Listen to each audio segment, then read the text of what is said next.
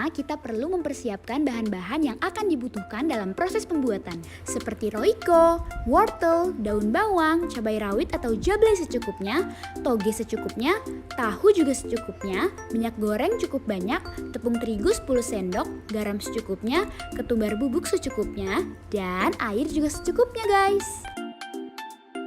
Selanjutnya adalah alat-alat yang dibutuhkan dalam proses memasak, yaitu wajan, sendok, sutil, pisau, mangkok, dan kompor. Next, kita lanjut ke langkah pembuatannya guys.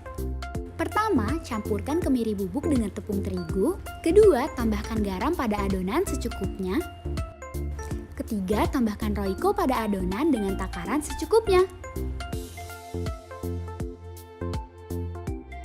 Lalu keempat, tuangkan air pada adonan secukupnya dan aduk hingga adonan tidak menggumpal.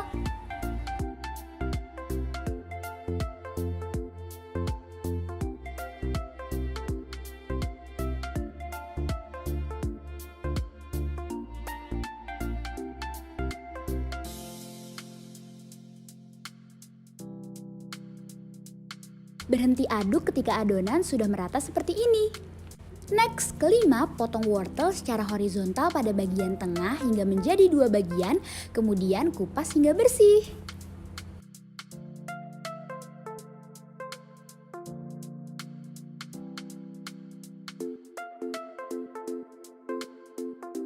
Kalau wortelnya sudah bersih seperti ini, maka kita lanjut potong-potong lagi guys. Kita potong wortel menjadi bagian yang lebih kecil.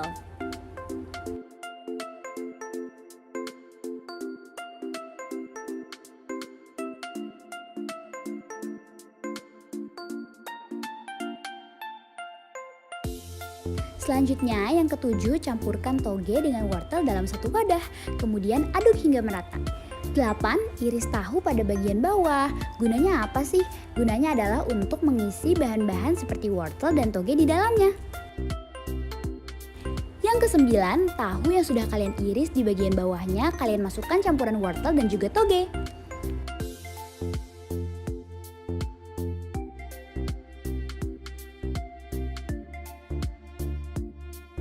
Next, yang ke-10, potonglah daun bawang menjadi bagian yang lebih kecil dan juga tipis.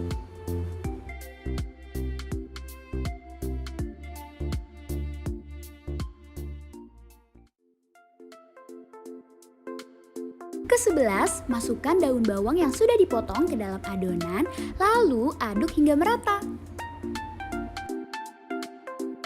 Teknik memasak yang digunakan pada proses pembuatan tahu isi adalah shallow frying, yaitu teknik memasak dengan minyak yang tingginya hanya setengah bahan makanan. Pertama, yang harus dilakukan adalah panaskan minyak yang cukup banyak dalam wajan. Kedua, setelah minyak panas, celupkan tahu isi ke dalam bahan adonan tepung secara merata. Akan lebih baik setelah dicelupkan secara merata, tahu langsung dituangkan ke dalam wajan.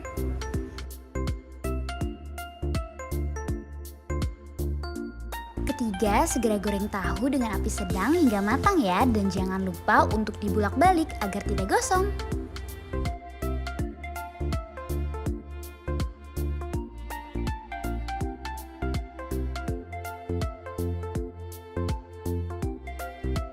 Dan terakhir, setelah matang berwarna kuning keemasan, angkat tahu dan tiriskan.